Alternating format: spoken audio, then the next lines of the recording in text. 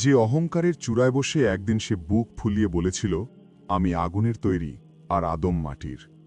কোটি কোটি বছর ধরে যে নিজেকে অমর ভেবে শান্তিতে ছিল, ভেবেছিল মৃত্যু নামক শব্দটি তাকে কখনো ছুঁতেই পারবে না। আজ সেই মহাবিশ্বের বুকে এক অদ্ভুত নিস্তব্ধতা। সেই অহংকারী ইবলিসের পুরো শরীর আজ থরথর করে কাঁপছে। কোটি কোটি মানুষকে ধোঁকায় ফেলা সেই অভিশপ্ত শয়তান আজ অসহায়ভাবে একটুখানি আশ্রয়ের জন্য হাহাকার করছে। কিন্তু পালাবে কোথায়? সৃষ্টিজগতের প্রতিটি ধূলিকণা আজ তার বিরুদ্ধে কথা বলছে। কারণ আজ মৃত্যুর ফেরেশতা আজরাইল আলাইহিসসালাম আল্লাহর নির্দেশে এমন এক অকল্পনীয় ভয়ঙ্কর রূপ ধারণ করে নেমে আসছেন, যা দেখলে জাহান্নামের আগুনও ভয়ে জমে বরফ হয়ে যেত। কি ঘটেছিল সেদিন? কেমন ছিল শয়তানের সেই শেষ মুহূর্ত, যখন সে মৃত্যুর মুখোমুখি দাঁড়িয়েছিল? চোখের পলক না ফেলে শুনতে থাকুন, কারণ এই কাহিনী আজ আপনার আত্মাকেও কাঁপিয়ে দেবে। মহাবিশ্বে আজ এক অদ্ভুত নিস্তব্ধতা। কোনো কোলাহল নেই, কোনো প্রাণের স্পন্দন নেই। ইসরাফিল আলাইহিসসালামের প্রথম শিঙায় ফুঁক দেওয়ার পর আসমান ও জমিনের সব কিছু ধ্বংস হয়ে গেছে। বিশাল এই পৃথিবী, আকাশগঙ্গা, গ্রহ নক্ষত্র সব কিছু আজ নীরব। পাহাড়গুলো তুলার মতো উড়ে গেছে, সাগরগুলো শুকিয়ে কাঠ হয়ে গেছে। মহান আল্লাহ রাব্বুল আলামিন ছাড়া আর কোনো কিছুই বেঁচে নেই। মহান আল্লাহ তখন মৃত্যুর ফেরেশতা আজরাইল আলাইহিসসালামকে জিজ্ঞেস করবেন, হে আজরাইল, আমার সৃষ্টিজগতে আর কে কে বেঁচে আছে? আজরাইল আলাইহিসসালাম অত্যন্ত বিনয়ের সাথে মাথা নত করে বলবেন, হে চিরঞ্জীব, হে চিরস্থায়ী, আপনি ছাড়া আর কেবল আপনার কয়েকজন ফেরেশতা জিবরাইল, মিকাইল, ইসরাফিল, আরশ বহনকারী ফেরেশতাগণ, আমি এবং সেই অভিশপ্ত ইবলিস বেঁচে আছে। এরপর আল্লাহর নির্দেশে একে একে সকল মহান ফেরেশতাদেরও মৃত্যু দেওয়া হবে। পুরো সৃষ্টিজগতে কেবল মৃত্যুর ফেরেশতা আজরাইল আলাইহিসসালাম এবং অভিশপ্ত ইবলিস শয়তান বেঁচে থাকবে। এরপর রব্বুল আলামিন এক ভয়ঙ্কর নির্দেশ দেবেন। তিনি আজরাইল আলাইহিসসালামকে বলবেন, হে আজরাইল, আজ তুমি তোমার সবচেয়ে ভয়ঙ্কর রূপটি ধারণ করো। যেদিন থেকে আমি তোমাকে সৃষ্টি করেছি, এমন ভয়ঙ্কর রূপ তুমি আর কখনো ধারণ করনি। জাহান্নামের সবচেয়ে কঠিন শাস্তির ফেরেশতাদের সাথে নিয়ে তুমি আজ ইবলিসের কাছে যাও, তাকে এমন শাস্তির স্বাদ দাও যা আজ পর্যন্ত তুমি কাউকে দাওনি। আল্লাহর এই নির্দেশ পেয়ে আজরাইল আলাইহিসসালাম নিজেকে প্রস্তুত করলেন। তিনি এমন এক বিশাল ও ভয়ঙ্কর রূপ ধারণ করলেন, যার বর্ণনা কোনো মানুষের পক্ষে দেওয়া সম্ভব নয়। তার ডানাগুলো পূর্ব থেকে পশ্চিম আকাশ পর্যন্ত ঢেকে গেল। তার চোখগুলো যেন দাউ দাউ করা আগুনের শিখা বের হতে লাগল। তার প্রতিটি নিঃশ্বাসে যেন বজ্রপাতের শব্দ শুরু হতে লাগল। তার সাথে যুক্ত হল জাহান্নামের আযাবের ফেরেশতারা, যাদের হাতে থাকবে আগুনের শিকল এবং কাঁটাযুক্ত ভয়ঙ্কর সব অস্ত্র। আজরাইল আলাইহিসসালামের এই রূপ এতটাই ভয়ঙ্কর ছিল যে যদি পৃথিবীর কোনো মানুষ তা দেখত, তবে সেই দৃশ্য দেখার সাথেই ভয়ে তার কলিজা ফেটে মৃত্যু হতো। অন্যদিকে অভিশপ্ত ইবলিস পৃথিবীর বুকে একা দাঁড়িয়ে আছে। চারদিকের এই ভয়ঙ্কর নীরবতা দেখে তার ভেতরে প্রথমবারের মতো এক অজানা ভয় জন্ম নিতে শুরু করেছে। সে বুঝতে পারছে তার চাওয়া সেই দীর্ঘ সময়ের মেয়াদ আজ শেষ হয়ে গেছে।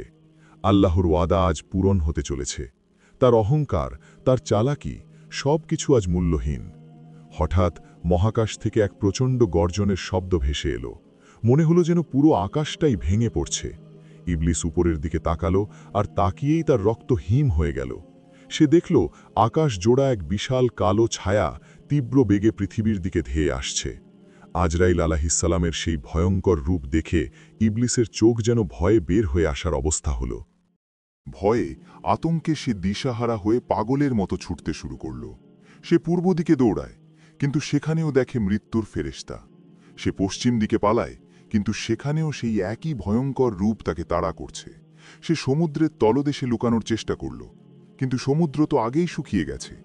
সে পাহাড়ের গুহায় আশ্রয় নিতে চাইল, কিন্তু পাহাড়গুলো তো আগেই ধুলোয় মিশে গেছে। কোথায় পালাবে ইবলিস? আজ যে তার কোনো আশ্রয় নেই। আজরাইল আলাইহিসসালাম গর্জন করে উঠলেন, হে অভিশপ্ত, হে আল্লাহর নাফরমান, কোথায় পালাবি আজ? আজ তোর পালানোর কোনো পথ নেই। তোর গুনাহের, তোর অহংকারের শেষ পরিণতি আজ তোকে ভোগ করতেই হবে। ইবলিস বুঝতে পারল, মৃত্যু আজ তার ঘাড়ে নিঃশ্বাস ফেলছে।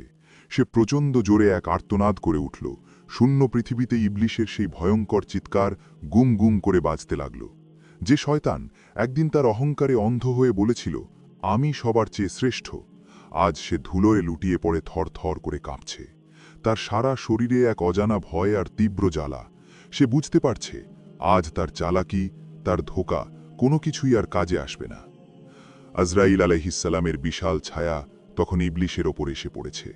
আজরাইল আলাইহিসসালাম এবং তার সাথে থাকা জাহান্নামের শাস্তির ফেরেশতারা ধীরে ধীরে ইবলিশকে চারদিক থেকে ঘিরে ফেলল।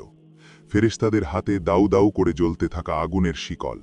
সেই শিকলের তাপ এত বেশি যে তা যদি এই পৃথিবীর কোনো পাহাড়ের ওপর রাখা হতো, তবে পুরো পাহাড় গলে ছাই হয়ে যেত।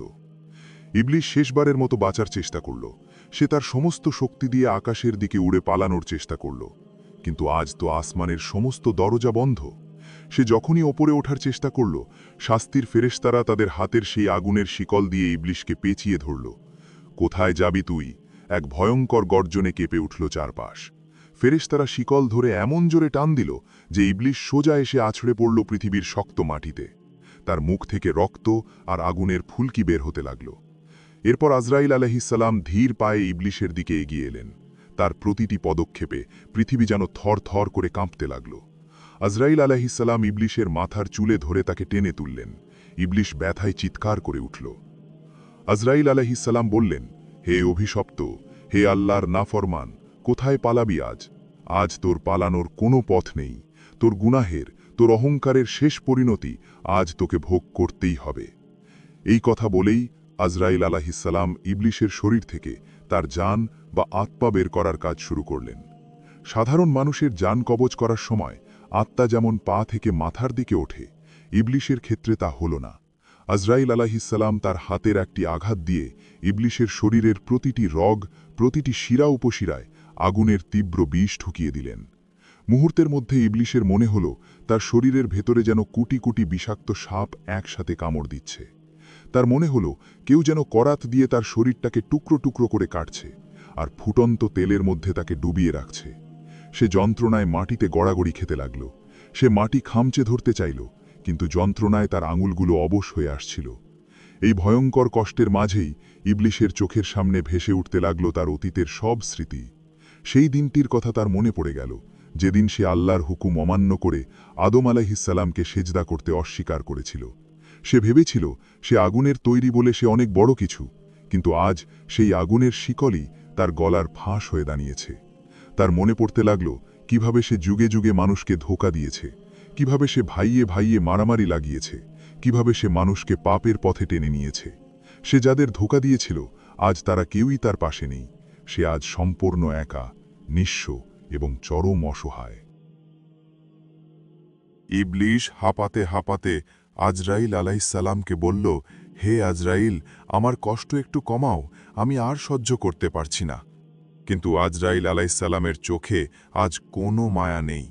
তিনি আরও শক্ত করে ইবলিশের আত্মা ধরে টান দিলেন। ইবলিশের শরীর থেকে এমন বিকট দুর্গন্ধ বের হতে লাগল যা সহ্য করার মতো নয়। তার আত্মা যেন শরীর থেকে বের হতে চাইছে না, আর ফেরেশতারা তাকে আগুনের চাবুক দিয়ে পেটাতে শুরু করল। প্রতিটি চাবুকের আঘাতে ইবলিশের শরীর ঝলসে যেতে লাগল। সে বারবার মরতে চাইল, কিন্তু তার মৃত্যু সহজে হচ্ছিল না, কারণ আল্লাহ চেয়েছেন সে যেন তার পাপের প্রতিটি মুহূর্তের কষ্ট কড়ায় গণ্ডায় বুঝিয়ে পায়। যন্ত্রণায় ইবলিশের চোখ দুটো যেন ফেটে বাইরে বেরিয়ে আসার অবস্থা হল। তার শরীরের প্রতিটি লোমকূপ থেকে যেন আগুনের লাভা বের হচ্ছিল। যে শয়তান একদিন আল্লাহর আরশের নিচে দাঁড়িয়ে ইবাদত করত, আজ সে ধুলোয় লুটিয়ে পড়ে কুকুরের মতো হাহাকার করছে। আজরাইল আলাইহিসসালাম তখন ইবলিশের মাথার চুল আরও শক্ত করে ধরলেন। তার হাতে থাকা আগুনের চাবুকগুলো দিয়ে শাস্তির ফেরেশতারা সমানে আঘাত করে চলেছে। ইবলিশ চিৎকার করে বলতে লাগল, হে আজরাইল, মৃত্যুর এত কষ্ট, আমাকে আর মেরো না, আমার আত্মা বের করে নাও, তবু এই যন্ত্রণা থেকে মুক্তি দাও। কিন্তু আজরাইল আলাইহিসসালামের কণ্ঠে তখন যেন বজ্রের গর্জন। তিনি বললেন, হে আল্লাহর সবচেয়ে বড় দুশমন, তুই চেয়েছিলি কিয়ামত পর্যন্ত বেঁচে থাকতে। আল্লাহ তোকে সেই সময় দিয়েছিলেন, কিন্তু তুই সেই সময় কাজে লাগিয়েছিস কোটি কোটি মানুষকে পথভ্রষ্ট করতে। আজ তোর সেই অহংকার কোথায়? আজ তোর সেই মিথ্যে ক্ষমতা কোথায়? আজ তোকে তিল তিল করে মৃত্যুর স্বাদ নিতে হবে। এরপর আজরাইল আলাইহিস সালাম তার বিশাল হাত দিয়ে ইবলিশের আত্মাকে এমনভাবে টেনে ধরলেন, ঠিক যেভাবে কাঁটাযুক্ত বিশাল কোনো ডালকে ভেজা তুলার ভেতর থেকে জোরে টেনে বের করা হয়। ইবলিশের মনে হল তার শরীরের প্রতিটি হাড়, প্রতিটি শিরা যেন একসাথে গুঁড়ো হয়ে যাচ্ছে। সে তার শেষ শক্তিটুকু দিয়ে এক বিকট আর্তনাদ করে উঠল। সেই আর্তনাদ এতই ভয়ঙ্কর ছিল যে যদি পৃথিবীতে কোনো পাহাড় বা সাগর অবশিষ্ট থাকত, তবে সেই চিৎকারের ভয়ে সেগুলোও টুকরো টুকরো হয়ে যেত। ইয়া আল্লাহ বলে চিৎকার করতে চাইল ইবলিশ, কিন্তু তার গলা দিয়ে কোনো শব্দ বের হল না। যে মুখে সে একদিন আল্লাহর হুকুম অমান্য করেছিল, আজ সেই মুখ দিয়ে সে ক্ষমাও চাইতে পারল না। এক প্রচণ্ড ঝটকা আজরাইল আলাইহিস সালাম শেষবারের মতো এক বিশাল টান দিলেন, আর সাথে সাথেই চিরকানের জন্য নিস্তব্ধ হয়ে গেল অহংকারী ইবলিশ। তার আত্মাকে তার শরীর থেকে ছিঁড়ে বের করে আনা হল। সেই আত্মা দেখতে ছিল কয়লার চেয়েও কালো, এবং তা থেকে পৃথিবীর সবচেয়ে বাজে দুর্গন্ধ বের হচ্ছিল। ইবলিশের বিশাল শরীরটা মুহূর্তের মধ্যে পুড়ে ছাই হয়ে গেল। মহাবিশ্বের বুক থেকে চিরতরে মুছে গেল সেই অভিশপ্ত শয়তানের নাম। যে ভেবেছিল মৃত্যু তাকে ছুঁতে পারবে না, তাকেও আজ মৃত্যুর ভয়ঙ্কর স্বাদ গ্রহণ করতে হল। ধ্বংসপ্রাপ্ত পৃথিবীতে আবার নেমে এলো এক চরম নিস্তব্ধতা। সব শেষ। কেবল মহান আল্লাহ এবং তার হুকুম পালনকারী মৃত্যুর ফেরেশতা ছাড়া আর কেউ রইল না। প্রিয় ভাই ও বোনেরা, আজ একটু চুপ করে নিজের বুকের ভেতরটা একবার অনুভব করুন। একটু ভাবুন তো, যে ইবলিস আগুনের তৈরি ছিল, যার ইবাদতের জায়গা ছিল আসমানে ফেরেশতাদের সাথে, কোটি কোটি বছর যে বেঁচেছিল, সেই শক্তিশালী ইবলিসকেও একদিন এই ভয়ঙ্কর মৃত্যুর স্বাদ নিতে হল। শুধু তার একটাই অপরাধ ছিল, অহংকার এবং আল্লাহর অবাধ্যতা। আর আমরা তো সামান্য এক ফোঁটা নাপাক পানি থেকে তৈরি মাটির মানুষ। আমাদের আয়ু মাত্র ৬০ থেকে ৭০ বছর। এই ছোট্ট জীবনে কিসের এত অহংকার আমাদের? কিসের এত তাকাব্বুরি? কেন আমরা দুদিনের এই দুনিয়ার লোভে পড়ে আখেরাতকে ভুলে যাচ্ছি? কেন ভাইয়ে ভাইয়ে এত হিংসা, এত মারামারি? একদিন ঠিক এভাবেই একদিন আমাদেরও সময় শেষ হয়ে যাবে। আজরাইল আলাইহিস সালাম আমাদের সামনেও এসে দাঁড়াবেন। আপনার আমার এই সুন্দর শরীরটা মাটির নিচে পোকামাকড়ের খাবারে পরিণত হবে। সেদিন সাথে যাবে কেবল আমাদের আমলগুলো। আমরা কি প্রস্তুত সেই দিনের জন্য?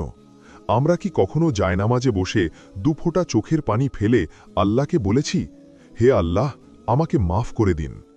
যখন মৃত্যুর ফেরেশতা আমাদের সামনে আসবেন, তখন কি তিনি ইবলিসের মতো ভয়ঙ্কর রূপ নিয়ে আসবেন, নাকি জান্নাতের সুসংবাদ নিয়ে হাসি মুখে আসবেন?